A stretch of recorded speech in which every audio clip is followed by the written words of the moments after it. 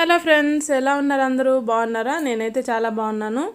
ఈరోజు మార్నింగ్ ఇడ్లీ పిండి కలుపుతున్నాను. నిన్న ఈవినింగే ఇడ్లీ పిండి రుబ్బించుకొచ్చాను. ఈ పిండి నేను ఒక 1 వీక్కి 8 డేస్కి అయ్యేలాగా రుబ్బించుకుంటాను. మార్నింగ్ బాగా పొంగిన తర్వాత ఈ విధంగా పిండి కొంచెం ఒక బాక్స్లో కంటే టప్పర్వేర్ బాక్స్లోకి తీసుకుంటున్నాను. ఈ బాక్స్లో పిండి ఫ్రిడ్జ్లో పెట్టేస్తాను. తర్వాత ఇప్పుడు ఇడ్లీ వేయడానికి ఈ విధంగా సపరేట్గా కొంచెం పిండి తీసుకున్నాను.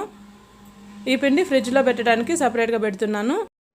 తర్వాత ఈ పిండిలో కొంచెం ఉప్పు ఇంకా వంట సోడా వేసుకొని కలిపి పెట్టేస్తానమాట. ఒక హాఫ్ అన్ అవర్ తర్వాత ఇడ్లీ వేస్తే చాలా బాగా మెత్తగా వస్తాయి. సాల్ట్ ఇంకా వంట సోడా వేసిన తర్వాత ఇందులో సరిపడినన్ని వాటర్ కూడా వేసుకోవాలి. మరీ పల్చగా కాకుండా మరీ గట్టిగా కాకుండా కరెక్ట్గా ఇడ్లీ బ్యాటర్ కరెక్ట్గా ఉండేటట్లు చూసుకొని కలుపుకోవాలి.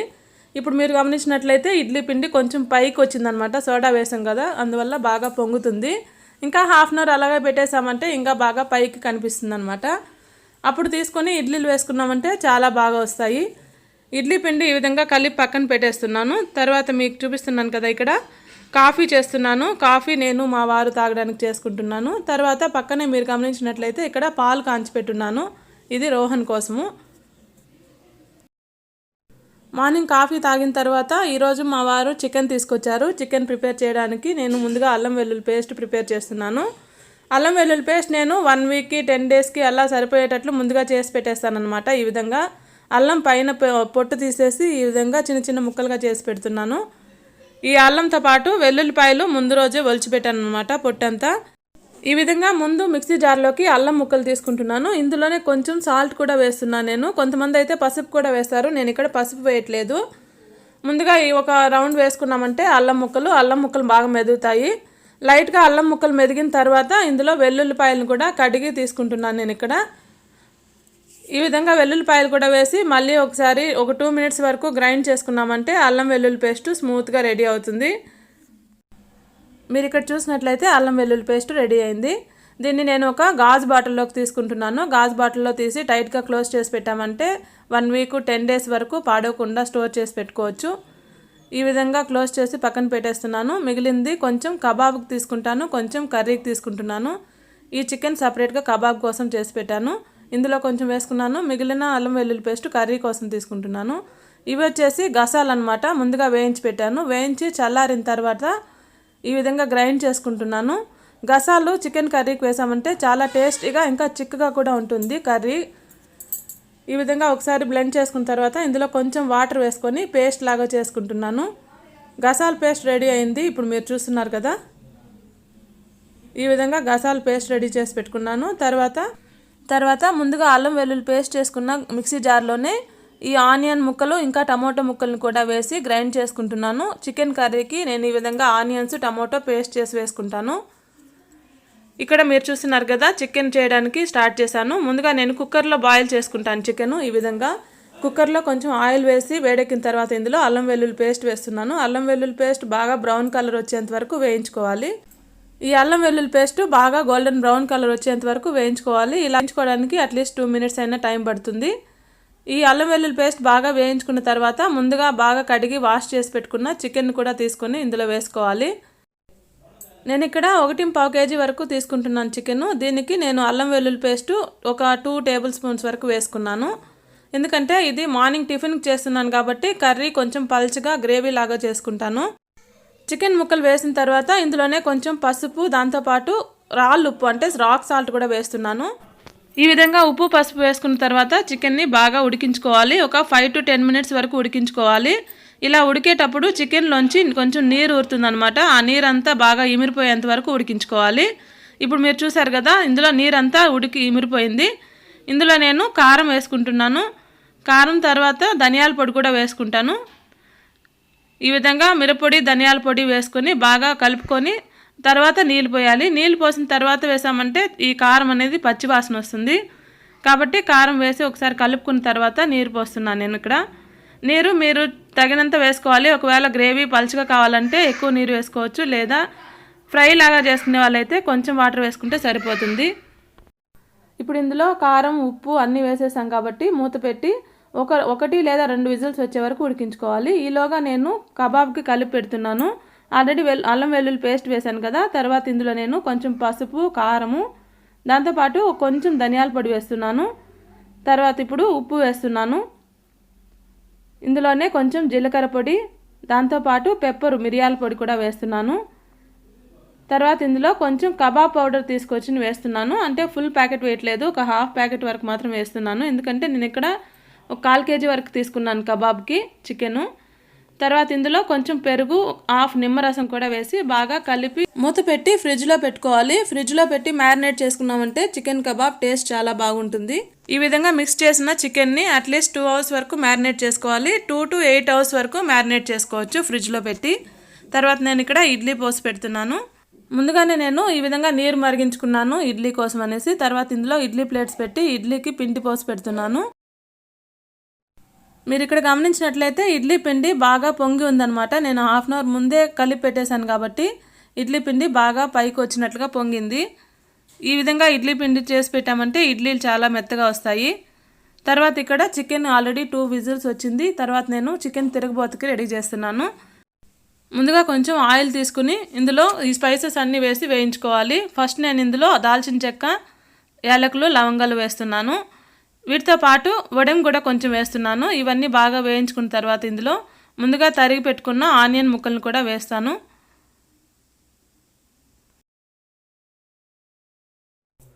ఆనియన్స్ని ఈ విధంగా లైట్గా వేయించుకున్న తర్వాత ఇందులో కొంచెం కరివేపాకు కూడా వేసుకుంటున్నాను.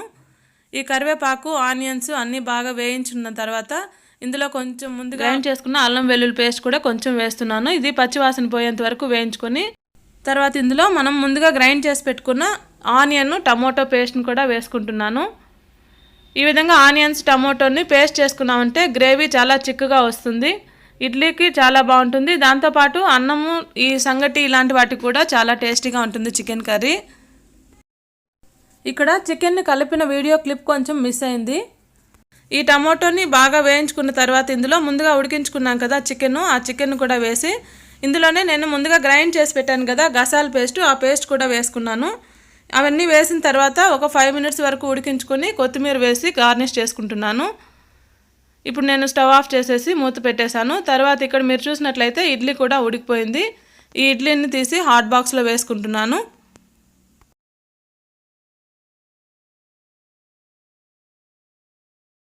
ముందుగా కలిపి పెట్టిన పిండిలోనే ఇంకొంచెం వాటర్ వేసుకొని దోశ బ్యాటర్ లాగా ప్రిపేర్ చేసుకున్నాను. ఇడ్లీతో పాటు దోశ కూడా ప్రిపేర్ చేశాను. దోశకి కూడా చాలా బాగుంటుంది చికెన్ కర్రీ. ఇడ్లీని వేడిగా ఉన్నప్పుడే తీసి హాట్ బాక్స్లో వేసేసుకుంటే తినేటప్పుడు వేడిగా ఉంటే చాలా బాగుంటుంది. నేను ఇక్కడ ఏం చేస్తున్నానంటే ఒక గ్లాస్లోకి వాటర్ తీసుకొని ఇడ్లీ స్పూన్ తీసుకున్నాను. దాంతో ప్రతిసారి వాటర్లో తడుపుకున్నామంటే ఇడ్లీలు కట్ అవ్వకుండా బాగా వస్తాయి రౌండ్గా. ఈరోజు మా బ్రేక్ఫాస్ట్లోకి ఏమేమి రెసిపీస్ చేశానని మీకు ఇక్కడ చూపిస్తున్నాను. దోశ, దాంతోపాటు ఇడ్లీతో పాటు చికెన్ గ్రేవీ చూపిస్తున్నాను. ఇక్కడ చికెన్ గ్రేవీ అయితే చాలా బాగుంది. మీరు కూడా ఎప్పుడైనా నేను చేసినట్లుగా ఒకసారి ట్రై చేసి చికెన్ కర్రీ ఎలా ఉందో నాకు కామెంట్ రూపంలో తెలియజేయండి. చూసారు కదా మేము ఈరోజు మార్నింగ్ టిఫిన్కి ఏమేమి చేసుకున్నామనేసి. తర్వాత ఆఫ్టర్నూన్కి చికెన్ కర్రీనే ఉన్నిందనమాట. దానికి నేను సంగటి ప్రిపేర్ చేస్తున్నాను. ఇక్కడ సంగటికి చికెన్ కర్రీకి కాంబినేషన్ చాలా బాగుంటుంది. నేను ఇక్కడ సంగటి చేయడానికి ముందుగా రేషన్ బియ్యము ఒక హాఫ్ అన్ అవర్ పాటు నానబెట్టుకున్నాను. తర్వాత ఒక గ్లాస్ బియ్యానికి 4 గ్లాసులు వాటర్ తీసుకుంటున్నాను. నేను కొంచెం మెత్తగా చేసుకుంటాను అనమాట సంగటి. ఈ విధంగా మూత పెట్టి 3 లేదా 4 విజిల్స్ వచ్చేంత వరకు అన్నం ఉడికించుకోవాలి. అన్నం బాగా ఉడికిన తర్వాత మళ్ళీ మూత తీసి ఈ విధంగా ఉడికిందనమాట అన్నము. తర్వాత మళ్ళీ స్టవ్ ఆన్ చేసుకుంటున్నాను. స్టవ్ ఆన్ చేసుకుని ఇప్పుడు కొంచెం రాగిపిండి తీసుకుంటున్నాను. రాగిపిండి ఒక బౌల్లోకి తీసుకుని అందులో కొంచెం వాటర్ పోసుకోవాలి. కొంచెం వాటర్ పోసుకొని బాగా ఈ ఉండలు లేకుండా కలుపుకోవాలన్నమాట. ఈ విధంగా రాగిపిండిని వాటర్ని బాగా కలుపుకోవాలి. ఈ విధంగా కలుపుకున్న రాగిపిండి వాటర్ని ముందుగా ఉడికించుకున్న అన్నంలో స్టవ్ ఆన్ చేసుకున్నప్పుడే పైనుంచి పోసి బాగా కలుపుకోవాలి. ఈ విధంగా ఒక పప్పు గుత్తి స్టిక్ కానీ లేదా ఏదైనా గరిటె కానీ తీసుకొని బాగా కలుపుకోవాలి. బాగా కలుపుకున్న తర్వాత మళ్ళీ ఒకసారి మూత పెట్టి ఒక 2-3 minutes వరకు ఉడికించుకోవాలి. ఈ స్టిక్కి ఇంకా ఈ కుక్కర్కి సైడ్స్లో ఉండే సంగటినంతా ఒక గరిటె తీసుకొని బాగా రిమూవ్ చేసేసి మళ్ళీ మూత పెట్టి ఉడికించుకోవాలి.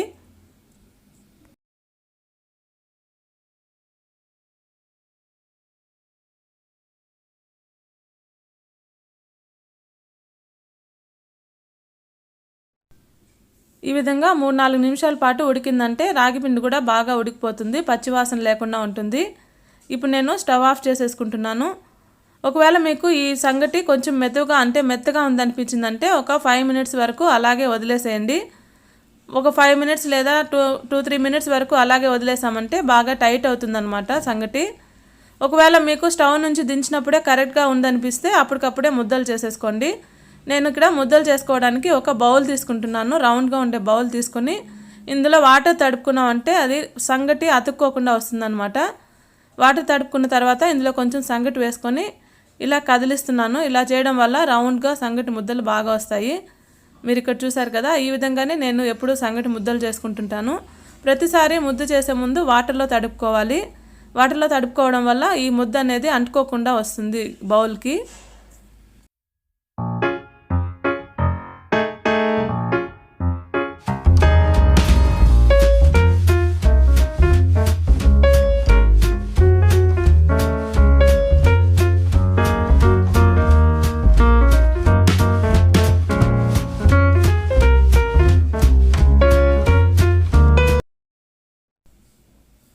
తర్వాత నేను ఇక్కడ ఆఫ్టర్నూన్ లంచ్లోకి మాకు ఏమేమి రెసిపీస్ ఉన్నాయనేసి మీకు చూపిస్తున్నాను. మార్నింగ్ మిగిలిన ఇడ్లీలు ఉన్నాయి, దాంతోపాటు చికెన్ కర్రీ ఇంకా సంగటి చేశాను. ఈరోజు ఆఫ్టర్నూన్ లంచ్లోకి ఈ మెనూ మాది. మేము అప్పుడప్పుడు చికెన్ చేసుకునే రోజు ఈ విధంగా కిల్లీలు తెప్పించుకుంటాం బయట నుంచి, చాలా బాగుంటుంది. తర్వాత నేను కబాబ్కి రెడీ చేసి పెట్టాను కదా, ఈ బ్యాటర్ మ్యారినేట్ అయింది. ఇప్పుడు ఇందులో కొంచెం కార్న్ఫ్లోరు దాంతోపాటు మైదా వేసి కలుపుతున్నాను. కార్న్ఫ్లోరు, మైదా, కొంచెం ఎగ్ తీసుకుంటున్నాను. నేను ఇక్కడ కొంచెం చికెన్ తీసుకున్నాను కాబట్టి హాఫ్ ఎగ్ వైట్ సరిపోయింది. ఇవన్నీ బాగా కలుపుకున్న తర్వాత ఇప్పుడు చికెన్ కబాబ్ అనేది ఫ్రై చేసుకుంటున్నాను. ఈ విధంగా చికెన్ ముక్కల్ని ఒకదానికొకటి అంటుకోకుండా దూరంగా వేసుకోవాలి. దాంతోపాటు మీడియం ఫ్లేమ్లో పెట్టి ఫ్రై చేసుకోవాలి. హై ఫ్లేమ్లో పెట్టామంటే పైనే మాడిపోతాయి, లోపల చికెన్ ఉడకదనమాట. ఈ విధంగా బాగా ఉడికించుకున్న తర్వాత ఒక ప్లేట్లోకి టిష్యూ పేపర్ తీసుకుని టిష్యూ పేపర్ మీద తీసుకోవాలి. నేను ఆల్రెడీ చికెన్ కబాబ్ రెసిపీ సపరేట్గా ఇండివిజువల్గా చేసి పెట్టాను మన ఛానల్లో. ఒకవేళ ఎవరైనా ఇంట్రెస్ట్ ఉన్న వాళ్ళైతే తప్పకుండా ఆ వీడియో చూడండి. ఈ విధంగా కబాబ్ ఫ్రై అయిపోయిన తర్వాత ఆయిల్లోంచి సపరేట్ చేసి ఇలా టిష్యూ పేపర్ మీదకి తీసుకుంటున్నాను. ఈ చికెన్ కబాబ్కి ఆనియన్స్ ఇంకా లెమన్ పీసెస్తో సర్వ్ చేసుకుంటే చాలా టేస్టీగా ఉంటుంది. ఫ్రెండ్స్, చూసారు కదా ఈరోజు వీడియో. మీకు నచ్చినట్లయితే తప్పకుండా లైక్ చేయండి, షేర్ చేయండి మరియు సబ్స్క్రైబ్ చేసుకోవడం మర్చిపోవద్దండి. మీరు ఎప్పుడైనా ఈ విధంగా రెసిపీస్ ట్రై చేసి నాకు కామెంట్ సెక్షన్లో తెలియజేయండి. Thanks for watching.